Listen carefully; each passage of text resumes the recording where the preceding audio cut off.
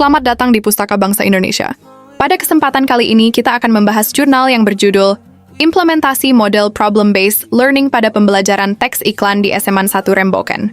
Karya Rivika Darutong, Ruth Caroline Path, Oldies TV Meruntu. Artikel ini membahas penerapan model Problem-Based Learning, PBL, dalam pembelajaran teks iklan pada siswa kelas 11 F2 di SMA 1 Remboken.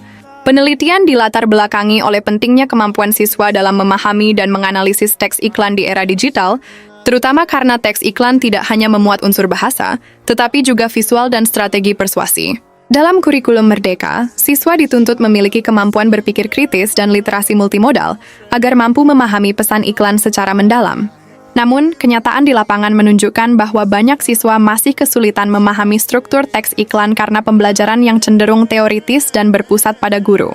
Oleh sebab itu, model PBL dipilih sebagai solusi untuk menciptakan pembelajaran yang lebih aktif, kontekstual, dan mendorong keterlibatan siswa dalam proses belajar. Penelitian ini menggunakan pendekatan deskriptif kuantitatif. Hasil penelitian menunjukkan bahwa penerapan model PBL memberikan dampak positif terhadap kemampuan siswa dalam menganalisis teks iklan. Nilai rata-rata siswa mencapai 87,9 yang termasuk dalam kategori sangat baik.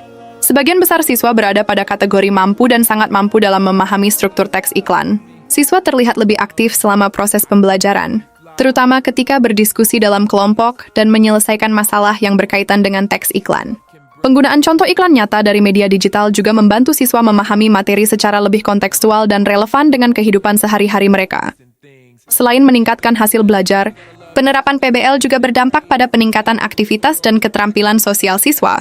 Berdasarkan hasil observasi, siswa menunjukkan kemampuan kerjasama yang baik dalam kelompok, mulai berani menyampaikan pendapat, dan aktif menanggapi pertanyaan dari kelompok lain. Pada tahap penyelidikan, siswa mulai mampu menghubungkan unsur verbal dan visual dalam teks iklan, sehingga mereka dapat memahami strategi persuasi yang digunakan dalam iklan. Hal ini menunjukkan bahwa pembelajaran berbasis masalah tidak hanya meningkatkan kemampuan akademik, tetapi juga melatih keterampilan komunikasi, kolaborasi, dan berpikir kritis siswa. Hasil wawancara dengan guru bahasa Indonesia juga memperkuat temuan penelitian. Guru menyatakan bahwa siswa menjadi lebih aktif dan tidak hanya bergantung pada penjelasan guru selama pembelajaran berlangsung.